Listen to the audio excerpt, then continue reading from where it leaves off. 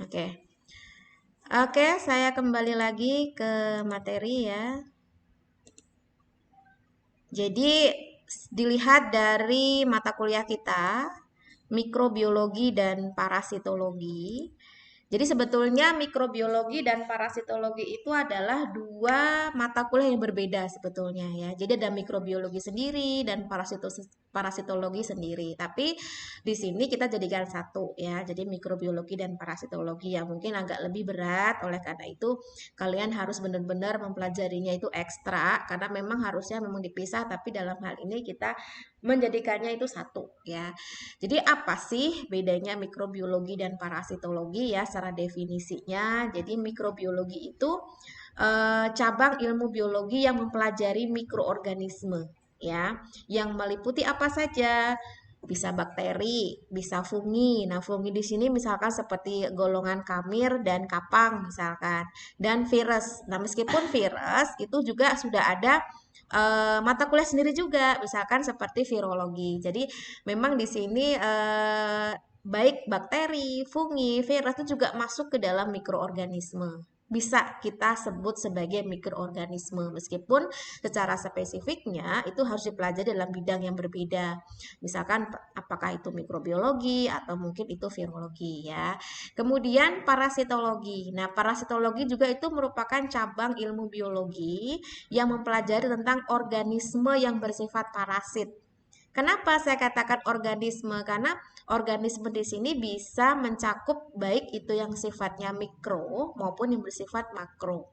Mikro berarti kan sesuatu yang tidak bisa kita lihat, yang bersifat mikro, ya kan? Nah, yang makro itu yang dapat kita lihat. Jadi ternyata parasitologi tidak hanya mempelajari tentang mikroorganisme saja, tetapi juga makroorganisme. Misalkan seperti protozoa, helminthes. Helminthes seperti golongan cacing ya, tapi bukan cacing tanah, bukan. Cacing yang bersifat parasit pada tubuh manusia.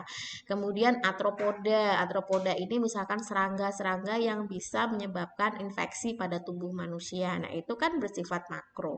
Dia masuk ke dalam parasitologi, tidak masuk ke dalam mikrobiologi. Nah, ini definisi yang harus digarisbawahi terlebih dahulu ya antara perbedaan mikrobiologi dan parasitologi. Kemudian untuk bagian yang pertama kita memang fokusnya ke mikrobiologi yang itu bakteri dan fungi. Baru kemudian kita masuk ke virus ya, dasar-dasar virus atau dasar-dasar yang itu berkaitan dengan virologi. Kemudian yang terakhir kita masuk ke bab parasitologi yang akan bahas masalah protozoa, helminthes dan arthropoda. Ini urutannya seperti itu ya untuk mata kuliah kita. Nah, sekarang ada pertanyaan, apa itu mikroorganisme? Nah, di sini saya ingin ada sesi diskusi ya. Silakan bagi kalian yang sudah mengetahui apa itu mikroorganisme itu boleh untuk mengeluarkan pendapatnya di sesi perkuliahan ini. Ya, oke. Namanya siapa? Oke. Kurniadi, silakan Kurniadi.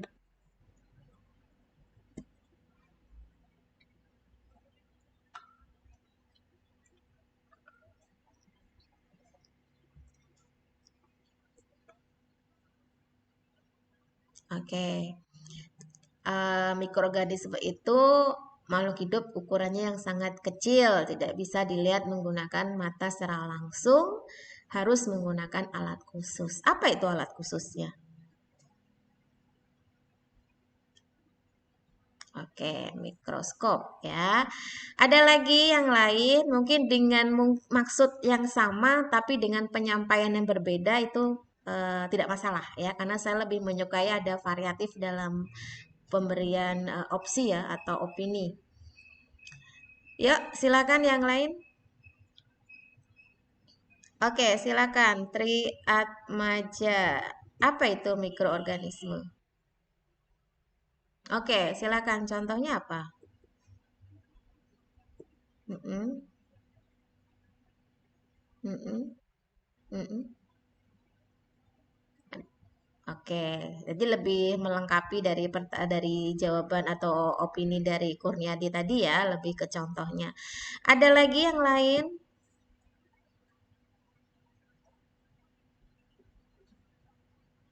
Saya kasih clue ya. Kenapa sih harus ada atau menggunakan istilah mikro? Nah, itu yang perlu perlu ditelaah lagi. Kenapa menggunakan istilah mikro? Apa itu maksudnya mikro? Ukuran. Ukuran yang bagaimana? Siapa ini yang menjawab? Oke, silakan. Andi Susilo ya. Mm-mm, mm-mm. Oke. Ya, jadi mikro itu berasal dari kata-kata mikron ya. Mikron itu kan satuan ukuran ya, yang itu bisa dilihat dalam hitungan 1/1000 dari mili. Nah, itu jadi kalau kalian punya kemampuan, kalau punya penggaris nih ya, dalam hitungan 1 mili itu mungkin kita masih bisa tuh mampu melihat hitungan 1 mili. Tapi kalau 1 mili dibagi 1000 lagi itu bisa melihat ya, berarti Anda punya kemampuan melihat mikroorganisme. Tapi kan kenyataannya tidak ya, kita harus menggunakan alat bantu. Oke, saya rasa semuanya sudah sedikit ada bayangan ya, mikroorganisme itu apa secara umumnya.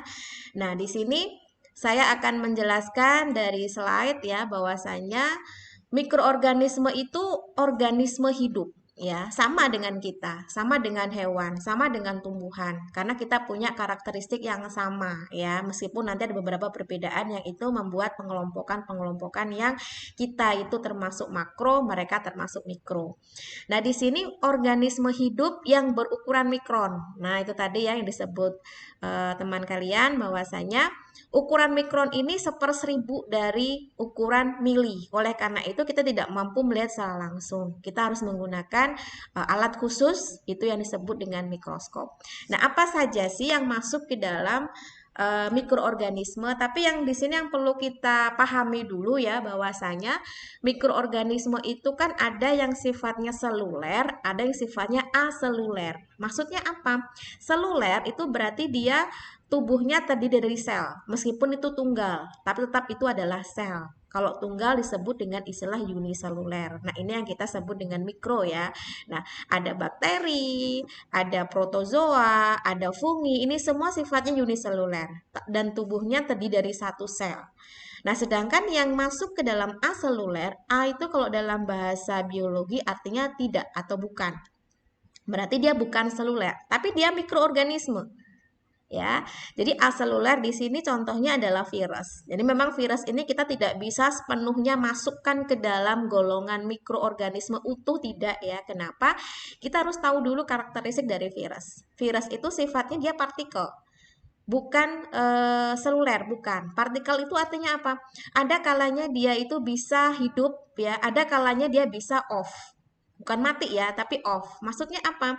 Ketika dia menemukan inang, dia akan aktif, dia akan membelah diri di sana, dia akan memperbanyak diri di sana. Tetapi kalau dia sewaktu tidak menemukan inang atau tempat dia untuk hidup, maka dia akan off. Nah, ini ya ciri khas dari virus ya. Saya rasa semua virus seperti itu, apalagi virus yang lagi booming zaman sekarang ini ya, virus corona misalkan. Nah, kemudian virus itu sifatnya spesifik. Artinya apa? Dia hanya menyerang atau hanya hidup di organ yang hanya dia inginkan saja, tidak mau dengan yang lain. Nah, itu ya. Jadi memang hal-hal yang lebih lebih spesifik yang itu justru menyulitkan kita ya untuk mengidentifikasi, yang tentunya itu akan membuat kita harus banyak memberikan semacam perlindungan-perlindungan ekstra agar jangan sampai kita itu terinfeksi oleh virus. Nah, di sini sudah saya tuliskan ya, bahwasanya virus itu adalah partikel hidup. Partikel hidup yang tidak memiliki inti sel, tidak memiliki sitoplasma ataupun membran sel. Nanti akan saya banyak berbicara terkait virus di virologi ya. Jadi meskipun dia ini masuk ke dalam organisme hidup, tetapi dia sifatnya adalah partikel ya, yang tentunya memiliki materi genetik. Di materi genetik inilah yang membuat virus itu mampu memperbanyak diri. Nah, itu ya. Jadi itulah kenapa virus pun masih disebut di dalam mikrobiologi, karena memang dia masuk ke dalam mikroorganisme meskipun tidak utuh. Ya, tidak utuh seperti bakteri, tidak utuh seperti protozoa, fungi dan lain-lain ya. Tetap dia memiliki karakteristik yang berbeda seperti itu. Nah, di sini sudah ada uh, pengertian yang sifatnya itu bisa membuat kalian lebih paham lagi ya. Jadi mikroorganisme itu meskipun hanya tersusun dari satu sel, kalau itu bakteri, kalau itu mikrofungi atau mungkin hanya satu partikel kalau itu virus, tetapi meskipun hanya punya satu saja ya, entah itu satu sel, entah itu satu partikel, tapi sudah bisa menunjukkan karakteristik organisme hidup selayaknya kita sebagai manusia. Mereka bisa bermetabolisme, mereka bisa bereproduksi, mereka bisa berdiferensiasi, bisa berkomunikasi meskipun kita nggak ngerti ya. Artinya komunikasi dengan satu timnya, satu kelompoknya gitu ya. Kemudian melakukan pergerakan untuk berpindah ke tempat yang lain untuk menemukan inangnya. Nah itu kan dia harus butuh ya, butuh pergerakan dan berevolusi. Nah ini yang menjadi PR khusus untuk kita kalau itu kaitannya dengan virus. Bakteri juga iya sih sama, tapi tingkat mutasinya lebih tinggi tuh virus. Kenapa? Karena virus itu kan sifatnya dia untuk menyusun tubuhnya DNA yang sebagai penyusun dari virus itu dia tidak mampu untuk membaca apa yang diperintahkan oleh tubuhnya dengan baik ya. Jadi seringkali ada kesalahan yang memicu kalau misalkan itu terkait adanya proses adaptasi. Nah, ini ya. Jadi adaptasi yang dilakukan oleh virus terhadap lingkungan baru itu akan membuat tubuh virus itu akan lebih kebal seperti itu. Dia akan menyesuaikan lagi dan menyesuaikan lagi. Sama halnya dengan bakteri ya. Misalkan tadi ada istilah resisten. Resisten karena antibiotik, karena antibiotiknya belum kelar, belum selesai. Jadi istilahnya dia menyesuaikan kondisi yang ya setengah-setengah itu tadi. Akhirnya apa? Tubuhnya akan lebih kebal. Yang dikhawatirkan adalah ketika itu memperbanyak diri, bakteri-bakteri yang kebal tadi memperbanyak diri, nah itu akan semakin banyak bakteri-bakteri yang kebal dengan jenis-jenis yang sama tetapi variasinya yang berbeda. Nah, ini akan membuat apa? Kesulitan menemukan antibiotik yang mungkin lebih bisa membunuh atau mematikan bakteri yang punya kekebalan itu tadi. Nah, makanya itu dalam hal medis ya tidak boleh sembarangan dalam memberikan antibiotik. Harus betul-betul sesuai dengan dosisnya dan tidak boleh sembarangan ya dalam mengkonsumsinya. Nah, ini sebagai gambaran bahwasanya mereka itu lebih lihai daripada kita ya dalam hal pertahanan, dalam hal adaptasi. Mereka ketika beradaptasi yang diolah langsung gennya, langsung DNA-nya berubah meskipun sama-sama virus corona, tapi ternyata variasinya bisa berbeda-beda. Nah, ini menunjukkan kalau virus tersebut itu telah mengalami mutasi karena keadaan lingkungan. Nah, itu ya. Nah, sekarang ada pertanyaan. Mikroorganisme itu termasuk ke dalam prokariot atau eukariot ya? Nah, ini jawabannya apa ini? Pernah nggak dengar istilah prokariot atau eukariot sebelumnya? Oke, ada mungkin yang lainnya yang pernah mendengar istilah ini? Eh, saya akan panggil deh karena cuma 14 ya, lebih simpel. Lutfi Latifah mana Lutfi Latifah? Oke, silakan Lutfi. Lutfi, apa yang kamu tahu tentang prokariot atau eukariot? Pernah dengar sebelumnya mungkin?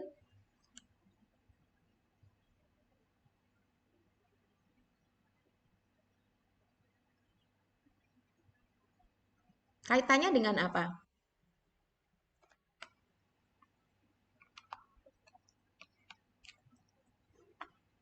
Oke, prokariot yang tidak memiliki membran inti sel. Terus yang eukariot?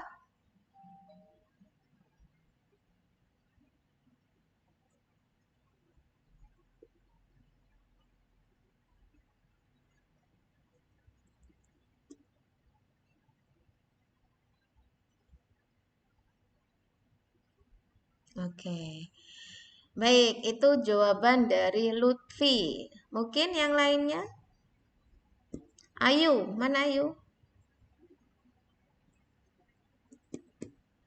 Ayu?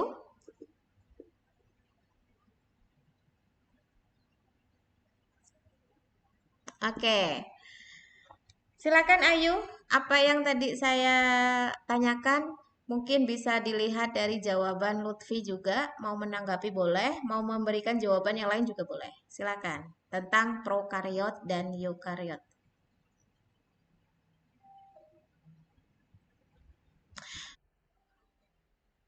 Oke.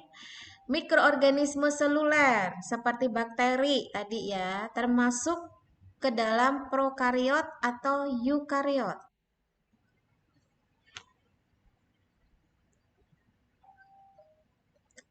Dengar gak ininya? Apa yang saya barusan omongin?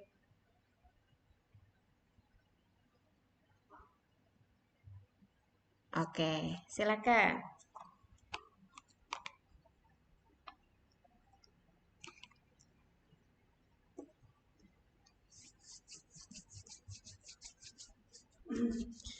Nanti dengan jawaban ini itu kita akan tahu kalau ternyata meskipun kita tuh sama-sama punya sel, kita punya sel kan, dan bakteri pun juga punya sel. Tetapi juga ada prinsip yang membedakan secara mendasar sel kita dengan sel bakteri, meskipun sama-sama sel. Nah, itu ya. Jadi dengan begini harapannya kalian lebih akan memahami secara mendasar kenapa sih kita ini masuk ke dalam golongan makro, kenapa sih mereka termasuk ke dalam mikro, dan kenapa sih misalkan nih ya bakteri kok ternyata masuk ke dalam prokariot misalkan. Nah, kemudian selnya manusia masuk ke dalam eukariot misalkan. Nah, itu akan tahu alasannya kenapa begitu. Sudah nemu jawabannya, ayo?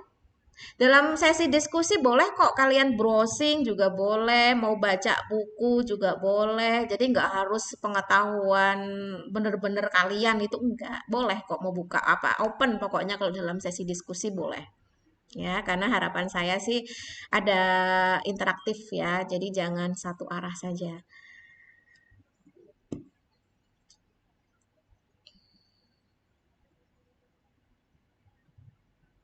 Yang apa?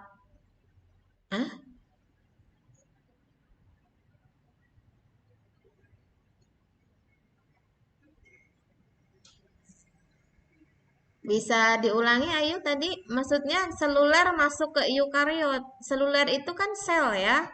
Baiknya selnya siapa ini yang masuk ke eukariot? Selnya manusia apa selnya bakteri? Oh, selnya bakteri masuk ke eukariot, begitu. Oke. Siapa tadi yang menjawab? Andi, kenapa masuk ke dalam prokariot?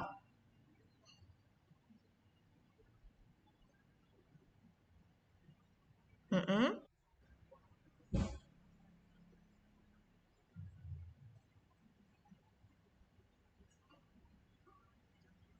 Untuk tumbuhan.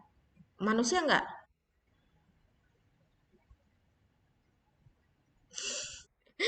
Oke, manusia, hewan, makhluk hidup. Nah, bakteri juga makhluk hidup loh. Oke, nggak apa-apa. Kita pelan-pelan aja ya. Mungkin ada yang sudah lupa atau mungkin ada sesuatu yang ini baru ya. Sesuatu yang baru, sesuatu yang lupa itu kalau emang tidak kita buka lagi ya, ya tentu akan lupa terus atau sesuatu yang baru terus gitu ya. Atau sesuatu yang nggak ngerti. Nah itu. Sel prokariot sama sel eukariot ini sebetulnya tipe ya, tipe sel. Sel semua makhluk hidup itu pasti pasti punya sel kecuali virus ya. Semua makhluk hidup itu pasti punya sel. Ini yang menjadi catatan khususnya di sini. Ya, kenapa? Di dalam sel itulah terjadi proses kehidupan yang itu nanti akan membentuk tubuh manusia secara utuh kalau itu manusia. Akan membentuk tanaman secara utuh kalau itu tanaman. Akan membentuk bakteri kalau itu bakteri. Ya, tapi kalau virus bukan, karena virus adalah aseluler, bukan sel. Ya, dia itu partikel. Nah, sekarang bedanya apa sel prokariot dengan eukariot? Jadi kalau sel prokariot itu secara strukturannya dia lebih sederhana sekali ya, yang hanya ditemukan pada mikroorganisme yang itu bersel tunggal saja. Nah, sudah bisa kejawab ya berarti ya kalau kayak manusia, hewan, tumbuhan berarti nggak mungkin masuk ke dalam prokariot ya. Kemudian yang kedua, yang menjadi pembedanya adalah tidak memiliki membran inti. Sedangkan pada sel eukariot itu strukturnya lebih kompleks ya, yang itu ditemukan pada makhluk hidup yang sebetulnya tidak semuanya makro ya, ada juga yang mikro, misalkan dari golongan protozoa. Nah, itu sudah masuk ke dalam eukariot. Dan utamanya adalah manusia, hewan, tumbuhan itu masuk ke dalam sel eukariot yang mana sudah memiliki membran inti. ya. Dua-duanya ada intinya, baik itu prokariot, baik itu eukariot, punya punya inti semua, ya. Dimana di dalam inti itu tersimpan materi genetik yang itu penting sekali dalam proses kelangsungan generasi berikutnya. Sama halnya dengan manusia. Ya, manusia tidak akan bisa melahirkan manusia kalau nggak ada selnya. Apa yang akan diturunkan ke anaknya kalau itu tidak memiliki sel? Nah, itu ya. Jadi di dalam sel itulah terdapat yang namanya inti sel. Di dalam inti sel itu terdapat yang namanya kromosom. Di dalam kromosom itu ada yang namanya DNA. Itu yang nantinya akan diturunkan kepada anak-anaknya. Kalau itu kita berbicara masalah genetika manusia ya. Jadi seperti itu. Jadi nggak mungkin makhluk hidup itu tidak memiliki sel. Ya, harus memiliki sel yang di dalamnya memiliki inti sel. Nah, yang membedakannya kalau yang sel-sel dari prokariot dengan eukariot itu bisa dilihat pada tabel ya. Di sini sudah saya buat ringkasannya. Kalau prokariot itu organismenya semuanya adalah uniseluler atau sel tunggal ya. Berarti semua bakteri apapun jenisnya itu masuk ke dalam prokariot tanpa terkecuali. Nah, sedangkan yang eukariot itu ada yang uniseluler juga, tapi bukan bakteri. Di sini adalah protozoa. Dia masuk ke dalam parasit ya. Dan semua multiseluler, termasuk kita, termasuk tumbuhan, termasuk hewan. Ukurannya jelas beda banget karena dia sifatnya uniseluler, ukurannya itu lebih kecil ya, 1 sampai 10 mikron. Kemudian kalau eukariot 10 sampai 100 mikron.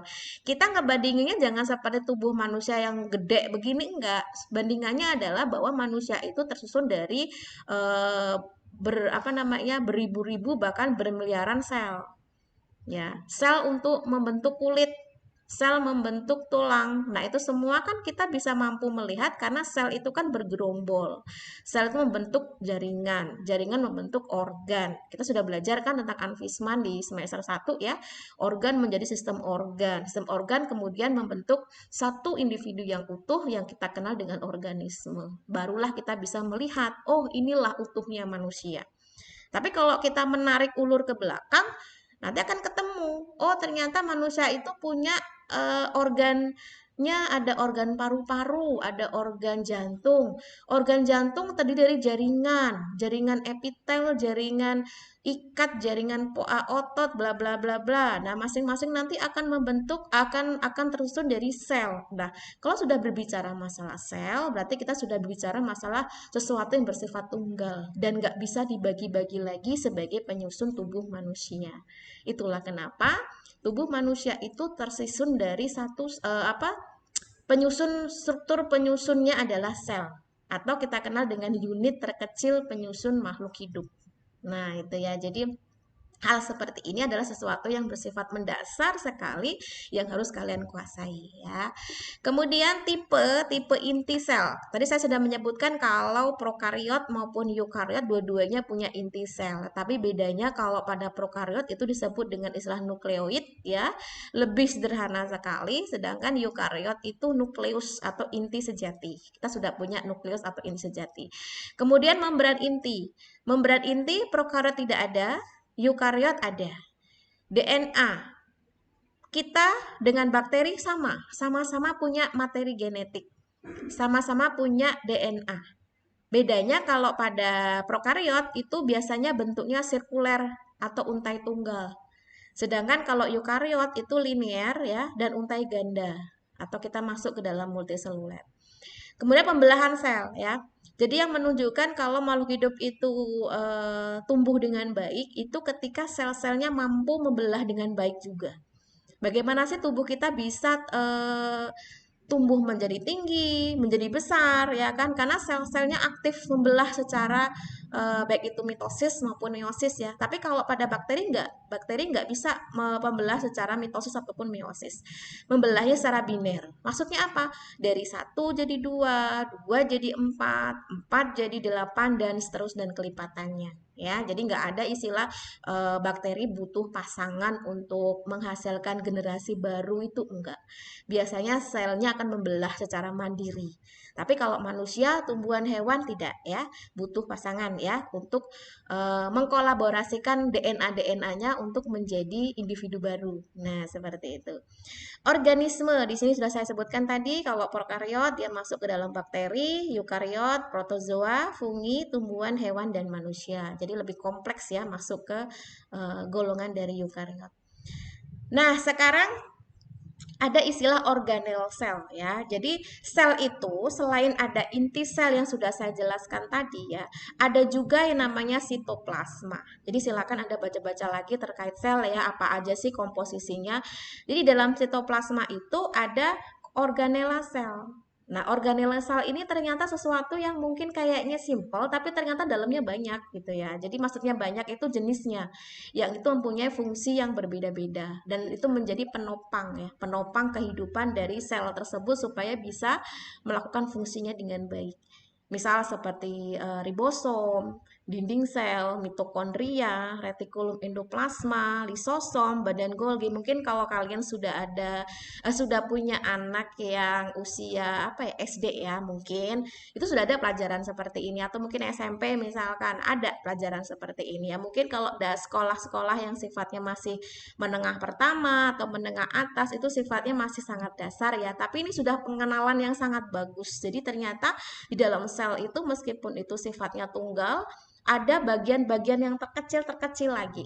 Seperti ribosom, itu fungsinya untuk apa sih?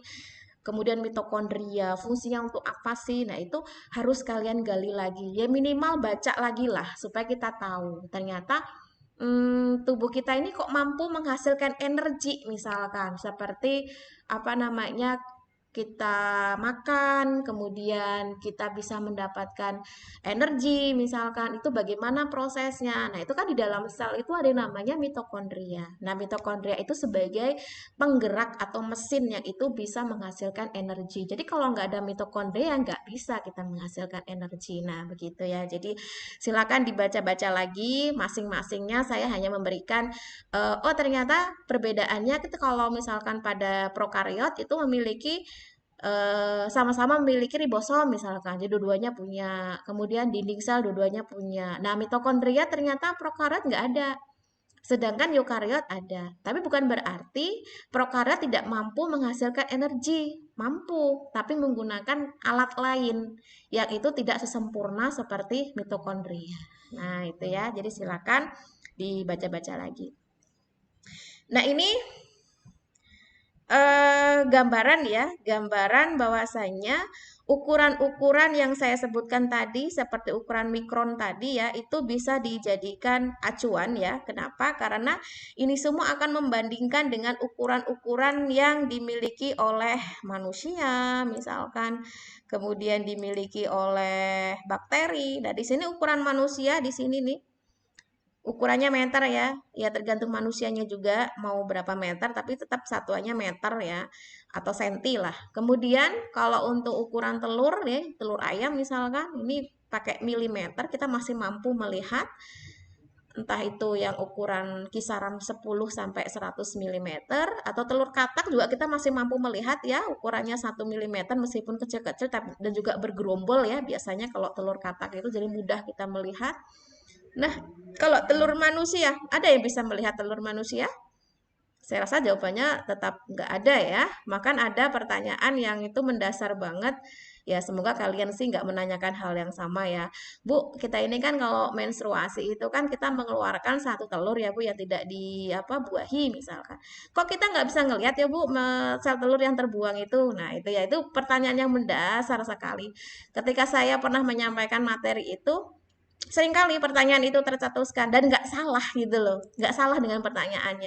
Ya wajar kan kita nggak bisa melihat. Kenapa? Karena ukurannya mikro gitu loh, ukurannya 100 mikron, kita nggak mampu melihat. Ya kalau mau lihat ya pakai sampel ya, sampel kemudian diujikan menggunakan mikroskop baru. Nah tapi kan kenyataannya ketika kita apa namanya siklus menstruasi tiba kita tidak bisa melihat, mau pakai kaca pembesar pun kita juga tidak bisa melihat ya karena ukurannya mikron. Sel tanaman, sel hewan sama juga ya, dia masuk ke dalam mikron juga. Jadi kalau mau melihat pun kita harus menggunakan mikroskop. Tapi ukuran sel tanaman dan sel hewan manusia masuk ke sel hewan ya, karena secara ilmu taksonomiknya kita tuh lebih dekat dengan hewan. Jadi jangan tersinggung ya. Kenapa? Karena emang kita lebih dekat dengan hewan. Kita masuk dalam kingdom animalia. Jadi nggak ada kingdom manusia, itu nggak ada. Jadi kingdom itu ada kingdom plante, tumbuhan, ada kingdom animalia, ada kingdom fungi. Ya, jadi kita masuknya ke dalam hewan, bukan ke tumbuhan. Jadi kalau sampai ada yang tersinggung atau mungkin yang suka dirayu, misalkan cantikmu itu bagaikan bunga mawar. Nah, ini benar-benar tersinggung. Kenapa? Karena kita tidak satu kingdom dengan tanaman, jauh banget ya secara taksonominya gitu. Nah, di sini ada bakteri. Sel bakteri dia ukurannya lebih kecil lagi. Ukurannya 1 mikro, ya. Kalau yang sel tanaman, sel hewan 10 mikro. Nah, ini juga ada mitokondria, bagian dari sel hewan, ya, atau sel manusia. Ukurannya sama ya dengan bakteri 1 mikron. Nah, sudah masuk ke sini nih, sudah masuk ke nano, ya. Kalau sudah masuk ke nano 100 ke bawah ya, nanometer itu sudah 1/1000 dari mikro. Kita sudah tidak bisa mampu melihat menggunakan mikroskop biasa. Jadi harus menggunakan mikroskop elektron ya untuk melihat wujud dari virus, juga dengan protein, lemak atau mungkin atom yaitu jauh lebih kecil lagi. Yang ini atom 0,1 nanometer. Nah, itu ya, ini sebagai bandingan aja bahwasanya wajar sekali kalau kita tidak mampu melihat karena semua ini ukurannya adalah mikron. Ukuran mikron pun juga ada tingkatannya nih.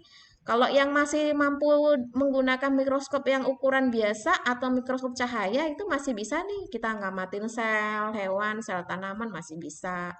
Bakteri itu masih bisa tapi tidak boleh kurang dari ukuran 1 mikron ya.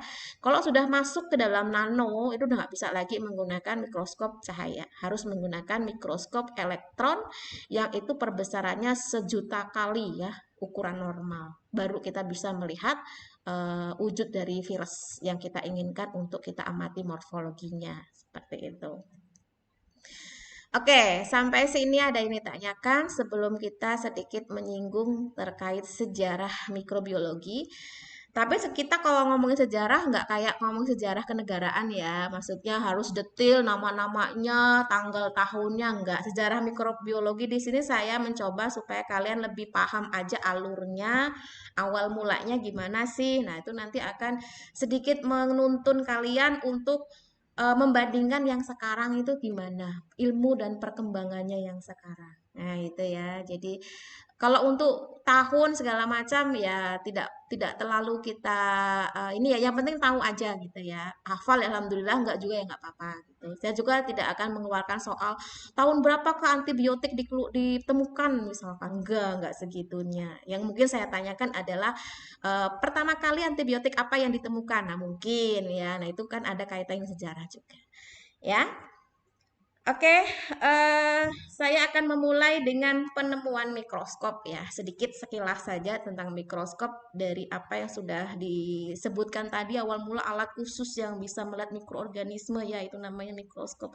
Karena mikroskop yang sekarang itu kalau dibandingkan dengan yang dulu itu jauh banget ya perkembangannya. Tapi kalau tidak ada yang dulu, nggak akan ada yang sekarang gitu ya. Jadi jangan pernah meninggalkan masa lalu. Artinya masa lalu itu menjadi pijakan untuk menemukan sesuatu yang baru seperti itu.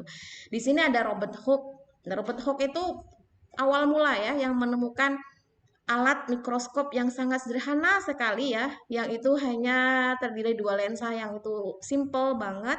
Yang awal mulanya tuh dia tuh penasaran banget dengan bentuk sel ya. Jadi ini adalah bentuk sel dari tumbuhan yang diamati, yang ternyata selnya itu bentuknya tuh kayak lubang-lubang kayak gini nih.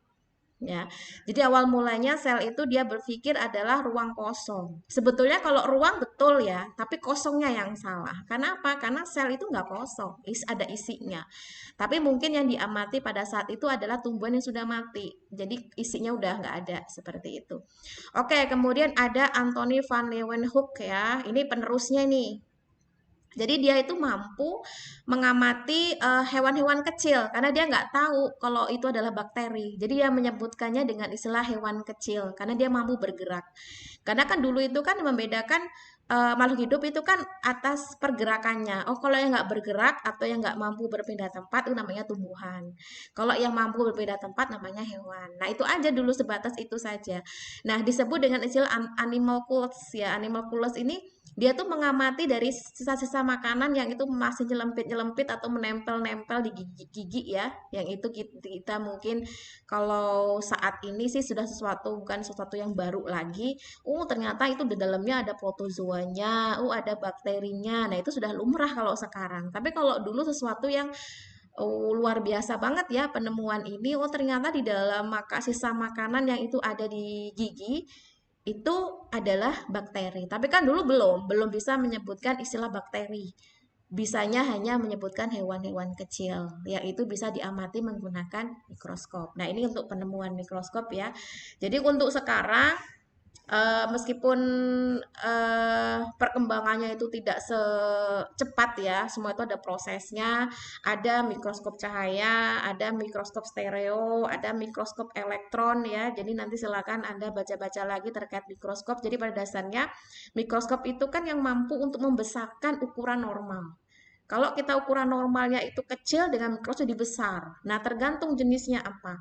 Kalau mikroskop cahaya itu mampu membesarkan sampai maksimal 1000 kali. Ya, misalkan kita pengen mengetahui bentuk dari sel tumbuhan misalkan, atau sel hewan, atau sel bakteri, itu bisa menggunakan mikroskop cahaya. Tapi kalau untuk virus yang ukurannya sudah nanometer yang ke bawah, itu kita tidak lagi bisa menggunakan mikroskop cahaya. Kita harus menggunakan mikroskop elektron, yang itu ukurannya 1.000.000 kali dari ukuran normal. Nah, itu ya. Nah, ini coba kalian amati di slide ya. Ini perbedaannya. Jadi kalau kita ingin mengamati bakteri ya, tapi yang perlu digarisbawahi di sini adalah meskipun bakteri itu sifatnya mikro dan kalau menggunakan mikroskop itu pasti kelihatan, itu belum tentu. Oleh karena itu kita butuh yang namanya staining atau pewarnaan. Jadi bakteri itu perlu diwarnai untuk menampakkan wujud aslinya yang sifatnya kontras ya. Jadi jangan tidak diwarnai karena tidak akan kelihatan. Nah, ini contohnya di sini nih, ini adalah jenis bakteri gram positif tuh. Kalau semisal diwarnai berwarna biru seperti ini. Sedangkan kalau yang gram negatif itu berwarna merah. Nah, ini bisa menggunakan mikroskop cahaya. Atau juga ini adalah sel-sel mukosa pada esofagus atau sistem pencernaan. Karena kita pengen tahu bentuk selnya seperti apa. Nah, ini bisa menggunakan mikroskop cahaya. Tetapi, kalau sudah lebih kecil lagi ukurannya, misalkan saya pengen tahu bentuk kromosom itu kayak apa sih? Saya pengen tahu bentuk DNA itu kayak apa sih? Nggak bisa menggunakan mikroskop. Harus menggunakan mikroskop cahaya. Harus menggunakan mikroskop elektron. Ya. Nah, ini adalah hasil pengamatan kromosom manusia. Seperti inilah kromosom manusia itu ya. Kemudian ini DNA. Dan ini yang sudah tidak asing lagi ya, virus corona. Ternyata ketika dipotret mereka cantik ya sebetulnya ya, punya crown, punya mahkota gitu ya. Yang ini, tadi yang ini tuh namanya speaker ya. Kalau tulisnya speaker. Speak yang itu nanti akan menempel pada inang. Nah, ini yang berbahaya banget. Disinilah dia akan mudah untuk menempelkan materi genetiknya yang ketika sudah masuk, sekali masuk udah nggak bisa keluar lagi. Tergantung tubuh kita atau imun kita mampu menangkalnya atau tidak. Ya, kalau mampu berarti sudah dianggap sebagai benda yang siap untuk dihancurkan, tetapi kalau nggak mampu ya berarti mampu memperbanyak diri dalam tubuh kita. Nah, ini adalah penampakan dari virus corona yang diamati menggunakan mikroskop elektron. Nah, seperti itu. Kemudian yang kedua, tadi itu kan penemuan mikroskop, yang kedua terkait teori kehidupan, asal-usul kehidupan. Jadi jangan dipikir ilmu yang sekarang ini tiba-tiba ada, enggak. Semua itu ada perkembangannya. Bahkan sesuatu yang sifatnya sangat sederhana sekali untuk saat ini, sesuatu yang mewah pada saat itu. Karena untuk menemukan sesuatu yang mewah biasanya sesuatu yang kecil-kecil dulu ditemukan ya. Misalkan di sini seperti teori generasi spontan. Maksudnya apa? Jadi dulunya semua makhluk hidup, mungkin termasuk manusia juga kali ya, semua makhluk hidup itu berasal dari benda mati dulunya. Ya, dan secara spontan, jadi nggak ada proses melahirkan atau proses fertilisasi kalau itu pada manusia atau hewan ya, pembuahan, kalau itu bakteri mungkin pembelahan bina, enggak, jadi spontan aja langsung tring jadi gitu ya. Nah itu kita kenal dengan istilah teori generasi spontan. Ini sempat sempat di apa namanya, disetujui oleh banyak orang pada saat itu yang beranggapan kalau teori ini benar atau kita kenal dengan istilah teori abiogenesis ya. Jadi ini adalah pelopornya ya. Ya bukan berarti mereka sesat, bukan, tapi di sini dengan adanya mereka akhirnya ilmu itu terus berkembang. Banyak orang yang penasaran, ih benar nggak ya kalau ternyata makhluk hidup itu berasal dari benda mati. Nah kalau nggak mereka memulai itu nggak akan ketemu teori-teori ini ya. Misalkan di sini seperti teori Aristoteles ya. Jadi pada tahun, oh bukan tahun ya, 384 sebelum Masehi. Jadi dia itu mengamati hal yang sangat sederhana sekali ya. Mungkin kalau sekarang itu mainan anak-anak TK, anak-anak SD ya. Misalkan di sini kita memasukkan daging pada toples yang terbuka. Ya, ini sesuatu yang lumrah kalau misalnya daging itu bakal dihinggapi lalat, ya kan? Lama kelamaan akan ada larva atau belatung misalkan. Nah, itu akan menjadi kesimpulan ternyata daging itu bisa melahirkan atau bisa menghasilkan larva. Nah, ini akan menjadi alasan tertentu buat Aristoteles memberikan kesimpulan bahwa larva yang timbul pada daging itu berasal dari daging yang telah membusuk. Nah, ini teori dari Aristoteles. Kemudian ada juga teori Nidam. Nidam itu kaldu ya, kaldu entah itu kaldu ayam atau kaldu sapi, pokoknya kaldu dipanaskan ya, dipanaskan kemudian namun tidak sampai mendidih. Dibiarkan dalam waktu yang lama ternyata keruh ya. Keruh ini berarti menandakan kalau ada pertumbuhan mikroba di sana ya. Jadi ini akan menjadi kesimpulan bagi teori Nidam bahwa oh benar bahwasanya mikroba ini tiba-tiba muncul di dalam kaldu. Nah, ini menunjukkan kalau teori abiogenesis itu benar pada saat itu. Ya mungkin kalau sekarang itu dianggap gila kali ya, tapi kalau dulu itu sesuatu yang mewah sekali penemuan ini seperti itu ya. Nah, ini akan menggiring banyak banyak apa namanya ilmuwan-ilmuwan lain untuk menemukan teori-teori baru lagi sehingga muncullah teori biogenesis. Ini kebalikannya ya, yang membantah teori abiogenesis dengan cara apa? Ingin menunjukkan, ingin membuktikan bahwa hey, belatung itu bukan berasal dari daging busuk loh. Nah, itu ya. Tapi kan pada saat itu benar-benar sulit untuk memberikan pemahaman ini. Sampai si Francisco Redi ini memberikan eksperimen ya, saking dia itu ingin menunjukkan sampai dia itu melakukan 2 kali eksperimen yang itu dengan perlakuan yang berbeda. Yang pertama, dia ingin memberikan perlakuan 3 tabung atau 3 toples semuanya ditutup, diisi dengan daging ya. Kemudian yang satunya dibiarkan terbuka. Ya jelas lah ya, kita tahu bahwasanya yang jelas yang terbuka itulah yang ditumbuhi lalat sama larva, sedangkan yang tertutup enggak, semuanya bersih. Tapi ternyata ini semua masih belum diakui dan belum sepenuhnya dipercaya pada penganutnya si Aristoteles ya. Kenapa? Karena dengan alasan tidak adanya belatung pada tabung yang tertutup ini karena tidak adanya udara segar yang masuk, yang itu merupakan syarat dari kehidupan ya, ibaratnya kita bernafas itu kan sama dengan mereka mungkin ya benar karena nggak ada oksigen ya, ya jelas nggak ada belatung yang tumbuh. Nah akhirnya dengan begitu si Reddy ini mengambil langkah selanjutnya. Langkahnya apa? Melakukan uji eksperimen yang kedua. Yang kedua ini dengan perlakuan yang berbeda ya, tetap menggunakan 3 tabung ya, semuanya diisi daging, kemudian yang satu dibiarkan terbuka, yang satu dibiarkan tutup tapi tidak menggunakan tutup yang rapat, hanya menggunakan kain yang tipis atau kain kasa, yang ketiga ditutup rapat seperti ini. Jelas yang terbuka ada lalat dan larvanya, sedangkan yang tutup kasa tipis ya, jadi tidak ada. Tapi di permukaan kainnya ini ada bercak-bercak yang itu menandakan itu adalah telur lalat. Sedangkan yang tertutup itu sama sekali nggak ada. Kenapa? Karena tidak ada kesempatan untuk lalat itu masuk. Kan ini ingin membuktikan kalau ternyata belatung itu tidak tumbuh karena udaranya masuk. Tapi kan ini logikanya kain kasanya kan tipis, otomatis udara masih bisa masuk. Nah, nyatanya meskipun udara bisa masuk, tetap kan tidak ada belatungnya. Ya, itu ya. Jadi, ini adalah usaha-usaha bagi penemu-penemu pada saat itu ingin menunjukkan kalau ternyata teori abiogenesis itu salah begitu ya. Nah, kemudian ada percobaan Lazarus Spallanzani ya. Jadi Lazarus Spallanzani ini mencoba untuk membantah teori Needham ya, yang mengatakan bahwa kaldu yang sudah dipanaskan dibiarkan tumbuh mikroba atau keruh ya, busuk gitu ya. Nah, itu menandakan kalau ada kehidupan di situ, bahwa mikroba itu berasal dari kaldu.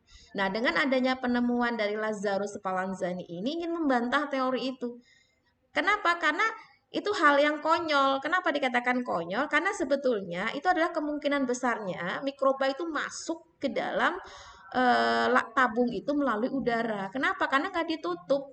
Nah, itu ya hal yang sangat simpel sekali. Tapi meskipun begitu, ternyata tidak sepenuhnya langsung diterima. Kenapa? Karena Nidam pun membantah bahwasanya dengan adanya perlakuan yang dilakukan oleh Lazarus Spallanzani ya, yang ketika habis dipanaskan lalu ditutup rapat, ketika tutup rapat kan nggak ada mikroba sama sekali nih ya. Nah, ini dibantah sama Nidam yang sudah melakukan eksperimen yang pertama, bahwasanya daya penting atau daya vital yang ada untuk terjadinya generasi spontan telah rusak karena pemanasan ini. Nah, itu kan sesuatu yang sangat konyol sebetulnya ya untuk saat ini. Tapi oke lah, pada saat itu mungkin kita tidak bisa membandingkan pada saat itu. Akhirnya dengan keadaan seperti ini, penemu selanjutnya Louis Pasteur ya akhirnya memberikan jawaban final, dan alhamdulillah sampai sekarang itu masih diakui ya, yang mendemonstrasikan bahwa mikroorganisme yang terdapat di udara itu dapat mengkontaminasi larutan steril yang mungkin dalam hal ini adalah kaldu ya. Namun yang menjadi catatan penting di sini adalah udara tersebut tidak mampu atau tidak dapat menciptakan mikroorganisme. Jadi bisa dikatakan sebagai perantara saja, perantara masuknya mikroorganisme ke dalam tabung, ya, yang itu mikroorganismenya berasal dari udara, kan seperti itu logikanya.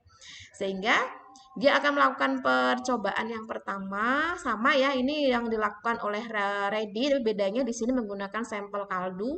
Jadi semua tabung itu ditutup menggunakan 3 tabung ya. Ternyata tidak ada satupun yang terkontaminasi karena ditutup semua.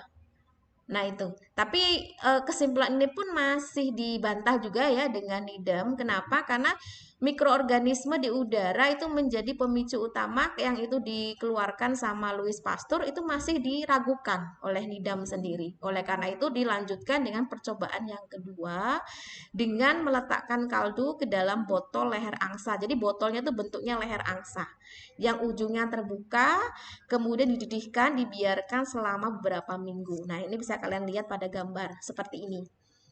Jadi awal mulanya ini kayak mainan ya. Awal mulanya kaldu non steril yang belum dipanaskan dimasukkan ke dalam tabung dulu ya. Setelah itu leher tabung itu dipanaskan ya, dipanaskan sampai dia melengkung, ditarik seperti ini sampai membentuk huruf S. Makanya dikenal juga dengan tabung huruf S ya. Sampai melengkung seperti ini, kemudian habis itu kaldunya dipanaskan hingga mendidih. Ingat ya, ini adalah proses sterilisasi pertama kali yang dilakukan ya, dengan pemanasan yang maksimal sampai suhu mendidih 100 derajat Celcius ke atas ya. Kemudian udaranya otomatis akan terdorong keluar. Artinya tidak ada udara yang ada di sini yang tidak steril. Semuanya sudah steril. Yang menjadi pembeda di sini adalah tidak ditutup. Nah, yang kita ingin membuktikan, betul nggak ketika tidak ditutup itu kaldunya masih ditumbuhi mikroba atau tidak? Nah, setelah itu didiamkan mendingin dulu dan dibiarkan beberapa hari. Ternyata debu dan mikroorganisme yang masuk ya, itu akan terperangkap di sini. Ya, dia tidak akan masuk ke dalam kaldu. Sehingga apa? Dalam waktu yang lama sekalipun kaldu tetap akan steril. Artinya tidak terjadi kontaminasi meskipun di sini ujungnya terbuka. Tapi dia nyangkut di sini mikrobanya, nggak bisa masuk ke sini. Nah, untuk pembandingnya dia melakukan eksperimen yang simpel banget, memiringkan tabung yang berbentuk S ini sampai lekukannya ini bisa menempel kaldu. Otomatis kan ini akan menjadi proses apa ya, semacam kayak ada kontak ya antara debu atau mikro yang ada di sini dengan kaldu. Dalam waktu singkat ternyata tumbuh mikroorganismenya. Nah, itu ya. Jadi hal seperti ini ternyata mampu menjawab yang diperdebatkan antara Nidam sama Francisco Redi ya, bahwasanya kesimpulannya bahwasanya apa? Kontaminasi itu bisa terjadi karena apa? Karena debu yang itu ada mikroorganismenya yang bisa masuk melalui udara. Itu yang pertama. Yang kedua, proses sterilisasi itu sangat penting sekali. Nah, kenapa percobaan Nidam yang pertama itu kaldunya ditumbuhi mikroba ya? Karena dia tidak merebusnya sampai mendidih. Berarti kan belum sempurna sterilisasinya. Nah, itu. Nah, ini salah satu teknik yang nanti akan kalian praktikkan, yaitu praktik sterilisasi. Nah, kita ada beberapa alat yang kita perlukan untuk itu. Jadi tidak hanya sekedar merebus dengan air, tidak. Karena bisa jadi itu juga bisa mengalami kontaminasi dengan udara yang terbuka. Jadi betul-betul udaranya tertutup, bahkan kedap udara, jangan sampai ada udara yang masuk ke dalam alat tersebut yang akhirnya membuat kontaminasi. Nah, seperti itu. Itu terkait tentang sejarah mikrobiologi ya yang bisa saya sampaikan, bahwasanya itu sangat penting sekali untuk menunjang perkembangan mikrobiologi untuk sekarang dan masa akan datang. Karena berawal dari situlah ya hal-hal yang saat ini kita temui, hal-hal yang saat kita jumpai itu terjadi seperti itu. Kemudian saya lanjut lagi karena waktunya sudah hampir mendekati, kalian ada yang Jumatan juga.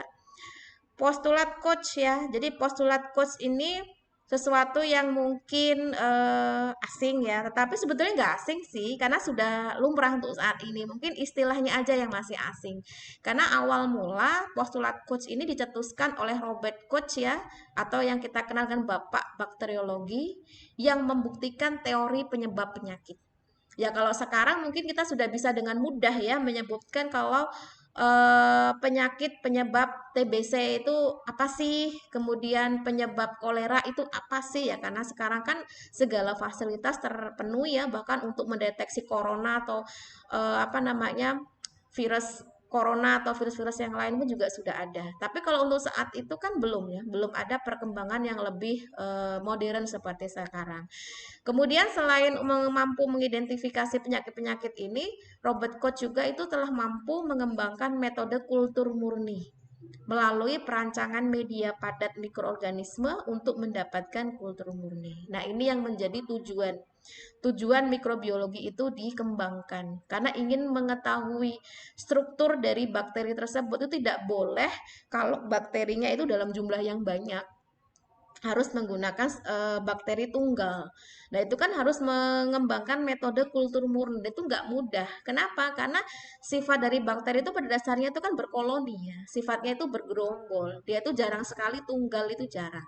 Oleh karena itu kita harus memisahkan dari koloni-koloninya. Nah, nanti akan ada bayangan terkait ini kalau kita sudah masuk ke bab praktikum ya, terkait isolasi mikroba, itu supaya bisa ada bayangan ya, bayangan bagaimana sih caranya kita menghasilkan atau mendapatkan kultur murni yang itu betul-betul ada bakteri yang kita inginkan, atau bakteri memang dimaksud adalah bakteri penyebab penyakit tertentu, bukan bakteri yang lain. Misalkan Anda mendapati keluarga atau mungkin yang lainnya merasakan sakit, demam, kemudian perutnya luar biasa sakit, setelah dideteksi ternyata apa namanya kena bakteri misalkan. Nah, itu kan tidak semudah itu untuk menentukan oh ternyata bakteri salmonellanya tinggi. Nah, itu kan harus menentukan betul-betul kalau dalam darah kita atau sampel darah kita itu adalah bakteri salmonella, bukan bakteri yang lain. Nah, ini yang lebih sulit ya. Karena apa? Karena mengkulturkan murni itu membutuh metode-metode yang lebih ekstra ya. Bahkan kaitannya dengan sterilisasinya harus kuat. Jangan sampai terkontaminasi mikroba yang lain, malah yang tumbuh mikroba lain, yang bukan mikroba yang penyebab dari penyakit yang diderita. Nah, itu kan menjadi permasalahan lain, nanti salah diagnosa pula, ya kan? Oke, sekarang prinsipnya apa sih metode postulat Koch itu? Jadi pada prinsipnya itu metode ini tuh dikembangkan ingin mengetahui penyebab penyakit suatu mikroorganisme itu tersangkanya atau bukan.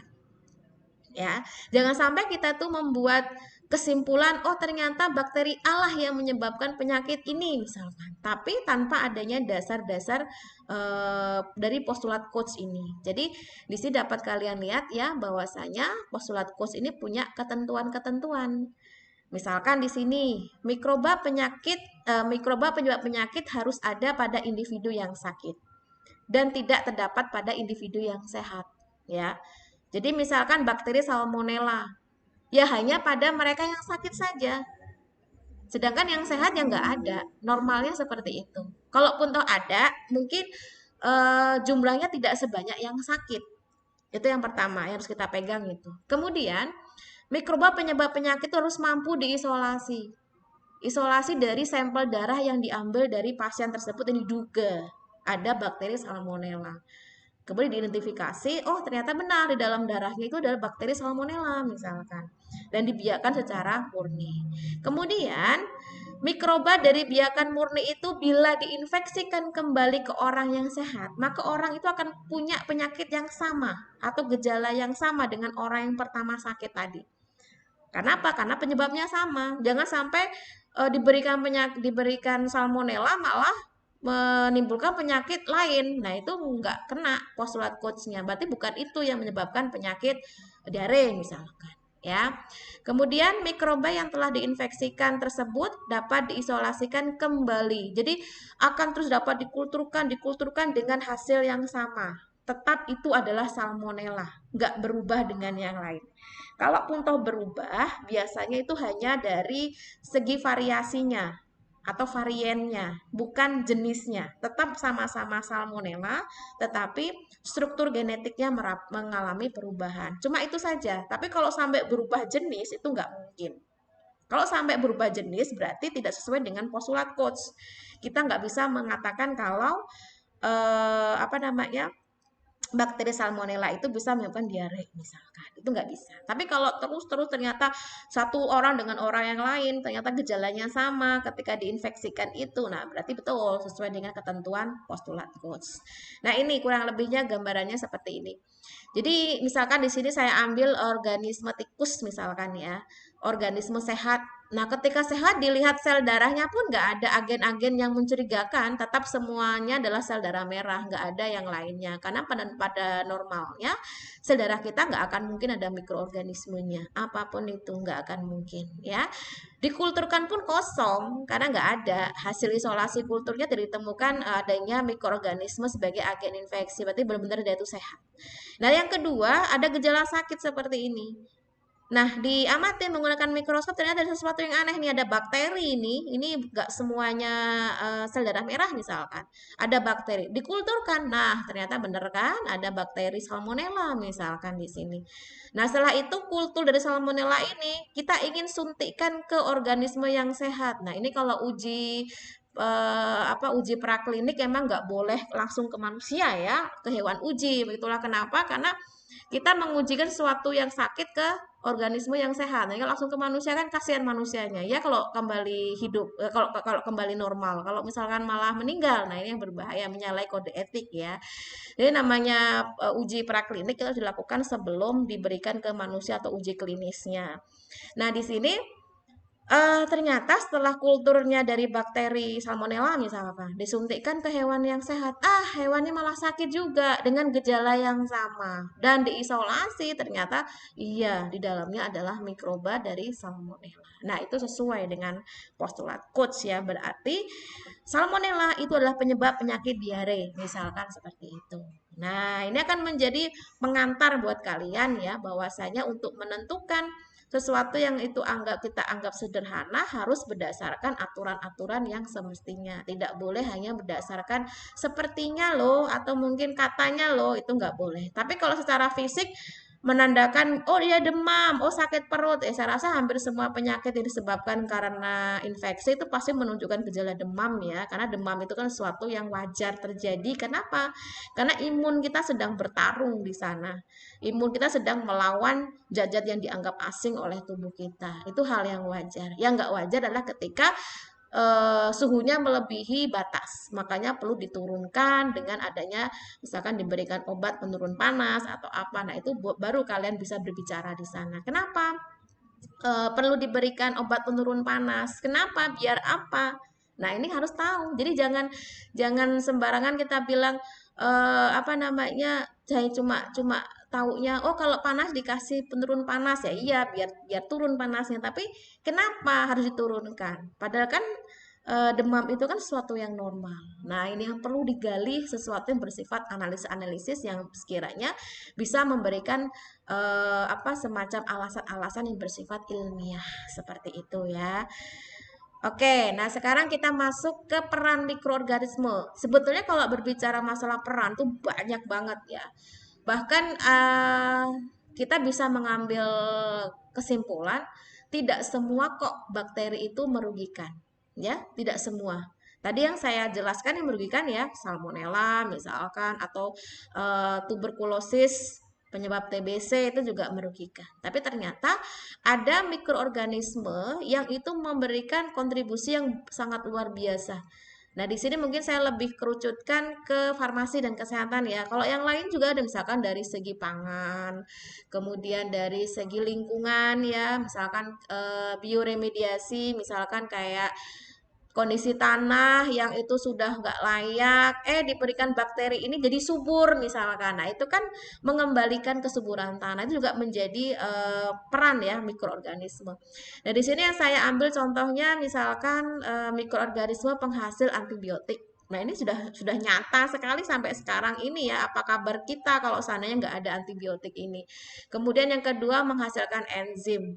Kemudian yang ketiga menghasilkan insulin. Ini contoh ya, 3 contoh yang real-real ya, yang sudah kita apa namanya, yang sudah kita lihat secara langsung bahwa saya ini semua berawal dari mikroorganisme.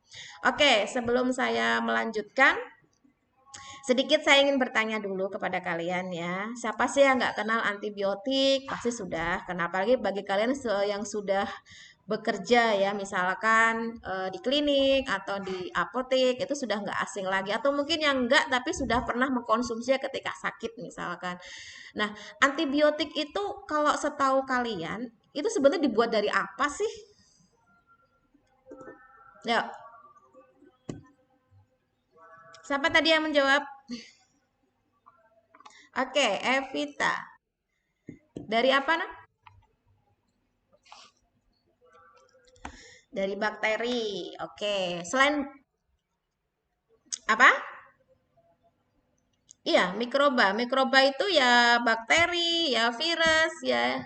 Iya, maksudnya mikroba itu lebih spesifiknya apa? Apakah bakteri? Apakah fungi?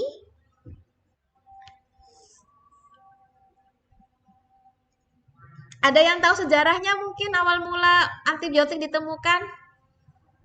Pernah baca atau apa gitu? Awal mulanya? Jadi kalau kalian pernah baca sejarahnya, antibiotik itu ditemukan atas dasar nggak sengaja sebetulnya. Nggak sengaja, tapi itu sampai sekarang luar biasa ya dampaknya. Artinya dampak yang menguntungkan maksudnya ya. Jadi benar-benar kita harus berterima kasih ya kepada Bapak Fleming yang sudah menemukan penisilin pertama untuk antibiotik. Kalau sekarang kan jenis antibiotik banyak ya. Ya mungkin kalau sekarang jenis penisilin mungkin itu masih dasar karena apa namanya kalau dibandingkan dengan yang lain-lain mungkin ada yang lebih bagus gitu. Tapi itu awal mula tuh berangkat dari situ ya, berangkat dari penisilin ya. Oke. Eh saya ingin menyampaikan dulu nih ya sejarah dari antibiotik. Jadi dulu ya, dulunya yang saya baca sebenarnya sudah banyak kok orang-orang itu menerapkan antibiotik, tapi nggak ngeh kalau itu antibiotik. ya. Apalagi kalau zaman perang dunia ya atau zaman perang, artinya banyak tentara-tentara yang terluka dan butuh butuh yang namanya obat ya untuk infeksi luka karena mungkin itu kena tembakan atau kena pedang segala macam. Nah, itu sebenarnya sudah bisa mereka itu menerapkan. Hanya saja mungkin belum belum bisa menyebutkan kalau itu adalah antibiotik. Misalkan di sini nih ya, orang-orang Yunani dan India itu sudah menggunakan jamur benang untuk mengobati infeksi. Jamur itu mikroorganisme ya, yang jenis jamur benang. Kemudian menggunakan roti berjamur bahkan. Ya kita bayangkan ya, roti berjamur itu kan sesuatu yang tidak kita manfaatkan lagi ya. Artinya sesuatu yang sudah kita buang. Ternyata pada saat itu digunakan untuk mengobati luka infeksi. Nah, kemudian ada orang Rusia yang menggunakan tanah yang hangat untuk mengobati luka infeksi. Kaitannya apa? Ya mungkin secara tekstur tanah itu kan lembab ya. Tanah itu hangat. Artinya di situ banyak ditumbuhi fungi misalkan atau jamur, ternyata bisa mengobati luka infeksi. Kemudian ada dari Serdadu Sri Lanka yang menyimpan semacam permen tradisional yang berasal dari ampas biji-bijian berminyak dalam waktu yang lama di atas perapian untuk dibawa ke medan perang ya untuk mengobati luka. Nah, itu maksud saya. Jadi hal-hal yang sifatnya empiris seperti ini yang sudah apa ya berlaku bertahun-tahun bahkan berpuluh-puluh tahun tapi belum ngeh itu tuh sebenarnya apa. Nah, dari berangkat dari sini sebetulnya kita sudah mulai berpikir secara kritis ya. Ini ada sesuatu dari jamur tersebut, ada senyawanya pasti, ada metabolis sekundernya pasti yang itu bisa dimanfaatkan untuk mengobati infeksi luka. Ya hanya saja karena teknologinya masih sangat sederhana, resikonya lebih tinggi karena mungkin dari segi apa namanya kesterilannya nggak terjamin, kemudian dari segi apa ya, kita kan tahu ya kalau kayak jamur yang sudah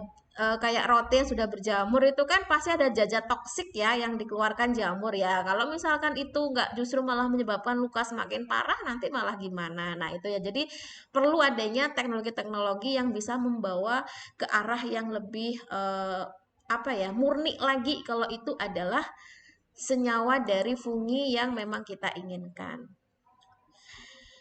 Oke, kemudian mungkin karena ini mau kepotong untuk Jumatan ya, jadi yang lainnya nanti silakan dibaca sendiri untuk penisilin yang memang itu sangat penting sekali ya untuk hasil dari perkembangan antibiotik. Kalau sekarang mah sudah banyak ya, misalkan seperti streptomycin, teramisin ya, kemudian chlorasiminicol. Ya ini adalah jenis bakteri-bakterinya, misalnya Streptomyces griseus ya, Streptomyces remosus. Ini semua adalah penghasil-penghasil dari antibiotik yang itu sangat penting sekali untuk dunia kesehatan ya, yang kaitannya dengan proses karena adanya infeksi luka ya. Uh, Kemudian penghasil enzim. Oke, ada 3 slide lagi ya, sebentar. Insya Allah jam 12 kurang 20 selesai. Oke, di sini ada enzim. Jadi produksi enzim itu dapat dilakukan dengan 2 cara ya, dengan cara sederhana itu menggunakan fermentasi atau dengan cara rekayasa genetik. Nanti untuk rekayasa genetik mungkin lebih saya tekankan di ini ya, di teknologinya aja.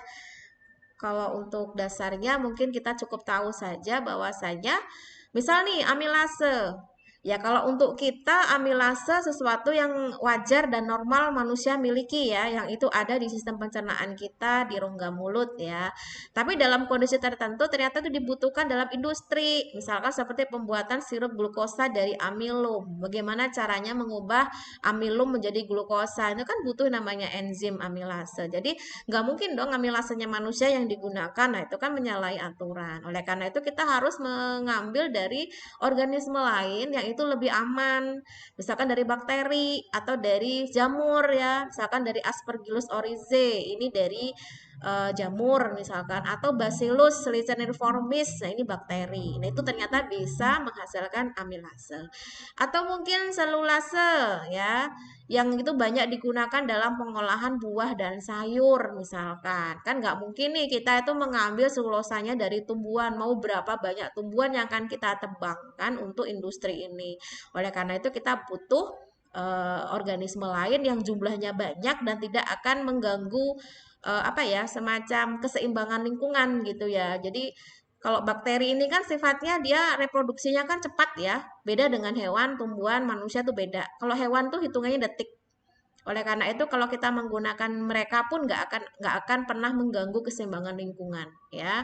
Misalkan seperti lipase misalkan. Lipase ini penting banget nih dalam pengolahan mentega, industri mentega atau pengolahan lemak. Kan nggak mungkin juga tuh kita pakai lipasenya manusia ya kan. Nah, makanya kita menggunakan Aspergillus misalkan. Ini adalah fungi ya, fungi yang mampu menghasilkan lipase. Kemudian mucor. Nah, mucor juga bisa mampu untuk menghasilkan lipase yang itu bisa diterapkan dalam industri. Contohnya industri pengolahan mentega. Nah, ini contohnya seperti itu. Yang terakhir adalah pemanfaatan plasmid bakteri. Nah, ini juga sebetulnya wujud dari peran mikroorganisme. Jadi meskipun dia tidak sepenuhnya utuh bakteri yang kita gunakan, seperti yang lain-lain. Kalau untuk pemanfaatan rekayasa genetik ini yang saya ambil contohnya adalah penghasil insulin, itu hanya bagian dari bakteri. Yang kita ambil di sini ada plasmid. Ya mungkin kalau kalian masih agak roaming istilah plasmid nanti akan saya jelaskan di morfologi bakteri di pertemuan berikutnya ya. Yang penting kalian tahu dulu. Jadi yang akan menjadi permasalahannya adalah insulin itu memang sesuatu yang normal kita miliki untuk sistem pengaturan gula darah dalam tubuh kita, ya kan? Dan pada saat gula darah tinggi, insulin akan segera merubah ya, insulin akan segera merubah glukosa yang tinggi tadi menjadi glikogen yang akan disimpan di dalam organ hati. Tapi menjadi masalah adalah ketika seseorang tersebut ada gangguan dalam tubuhnya, yaitu mungkin bisa jadi kelebihan kadar gula yang terlalu tinggi atau mungkin ada kerusakan dalam pankreas yang menghasilkan insulin karena kan hormon insulin itu kan dihasilkan di organ pankreas ya. Ada gangguan di sana, otomatis kan insulin dihasilkan pun tidak banyak. Nah, ini kan menjadi permasalahan ya. Bagaimana cara pemenuhannya? Nah, sedangkan di sini untuk penyakit diabetes itu kan sangat meningkat ya, bahkan sampai detik ini pun jumlahnya akan terus meningkat. Nah, karena kebiasaan hidup itu yang paling banyak ya, dan mungkin karena kerusakan pankreas itu tadi. Jadi awal mulanya itu insulin itu dibuat dari kelenjar pankreas yang itu diambil dari babi ya atau sapi.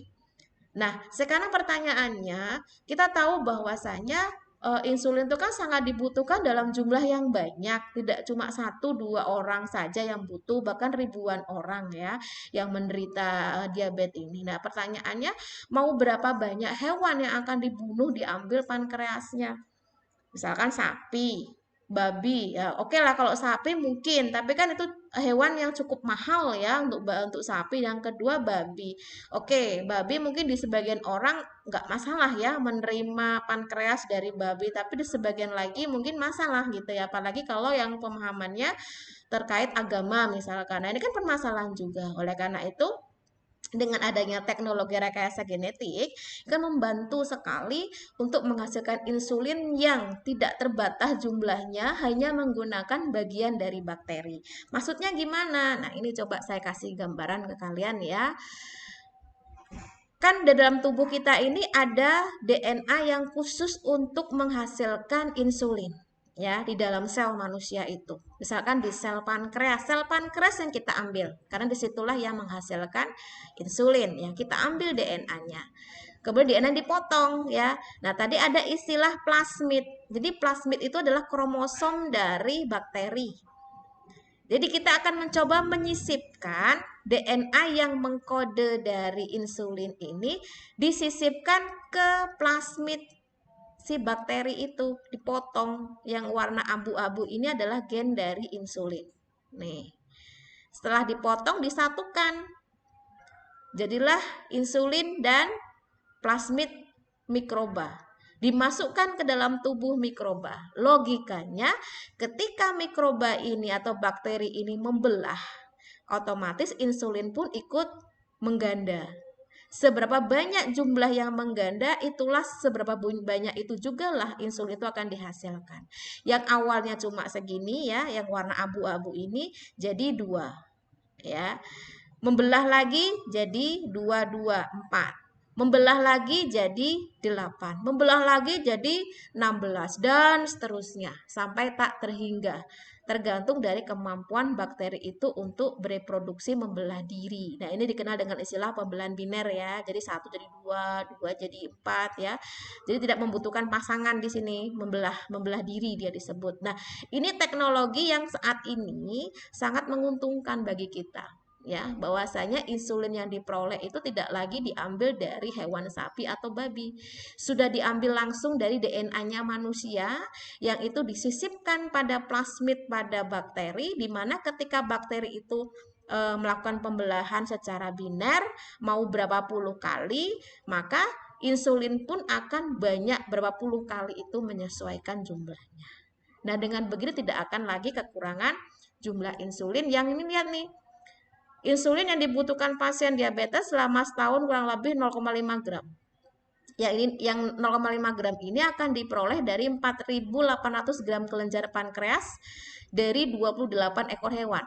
Bayangin aja mau berapa banyak hewan yang akan dibunuh. Dengan adanya teknologi ini tidak perlu membunuh hewan ya. Artinya kalau toh dibunuh untuk keperluan yang lain, tapi bukan untuk mengambil pankreasnya. Jadi dengan cara seperti ini akan memudahkan untuk menghasilkan insulin. Ini adalah peran yang sangat penting sekali ya, meskipun tidak utuh mikroba yang digunakan, tapi bagian dari mikroba itu sudah menunjukkan juga perannya, peran dari mikroorganisme. Oke, itu ya untuk teori atau perkuliahan kita yang pertama sebagai pengantar ya. Jadi pengantarannya itu saya rasa sudah sangat kompleks sekali. Tinggal kalian bagaimana untuk mempelajari dan mengembangkan lebih luas lagi ya. Karena harapannya tidak cukup sampai di sini. Kemudian ini saya berikan tugas individu, simple sekali ya, tidak perlu dibuat pusing karena sudah saya jelaskan juga. Jadi di sini silakan Anda menjawab ya. Yang pertama, mengapa Anda sebagai seorang farmasis harus mempelajari dan menguasai ilmu mikrobiologi dan parasitologi? Nah, ini saya ingin tahu jawaban lebih komprehensif ya, tidak hanya sebatas supaya saya tahu bentuk virus itu apa, supaya saya tahu bentuk bakteri itu apa. Nah, itu kan pelajaran SD SMP banget ya kan, maksud saya sebagai seorang farmasi itu pentingnya apa sih belajar mikrobiologi itu dan parasitologi, yang itu dikaitkan lebih ke spesifik ilmu kefarmasian. Yang kedua, berikan penjelasan Anda terkait postulat Koch dan pentingnya penerapan postulat Koch dalam bidang kesehatan itu apa. Ya, yang ketiga, apa sih yang membedakan sel bakteri dengan sel manusia? Ini sudah saya jelaskan tadi, tinggal kalian mengolah bahasanya supaya bisa saya terima ya. Uraikan secara rinci dan lengkap. Ini semua jawabannya diketik rapi di Word ya, kirim ke WA saya paling lambat hari Rabu tanggal 17 Maret 2021. Nah, itu ya. Ini sebagai bukti kalau kalian memang mengikuti perkuliahan saya selama 2 jam kurang lebih. Sampai sini ada yang ditanyakan sebelum saya tutup?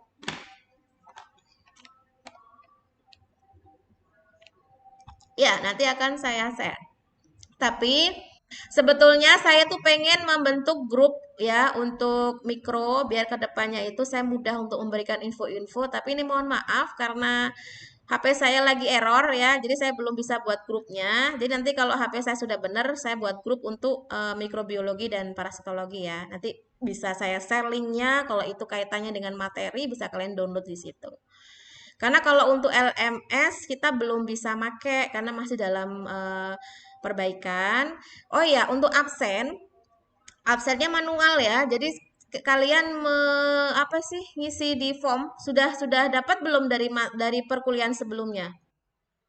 Ah iya, itu sama. Tinggal simpen aja itu linknya. Jadi setiap perkuliahan apapun mata kuliahnya pakai itu, ya.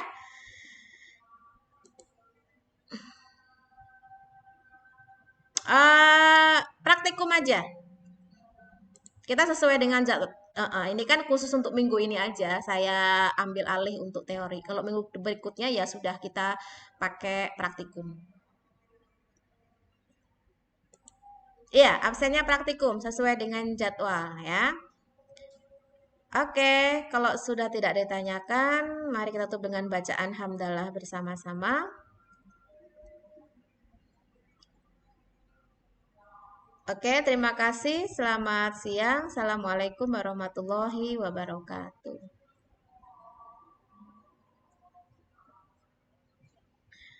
Oke, saya tutup ya.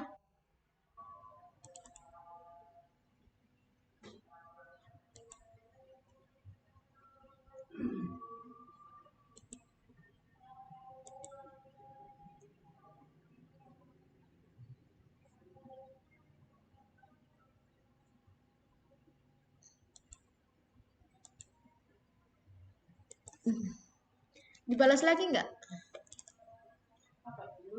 Belum. Coba sih aku pinjem.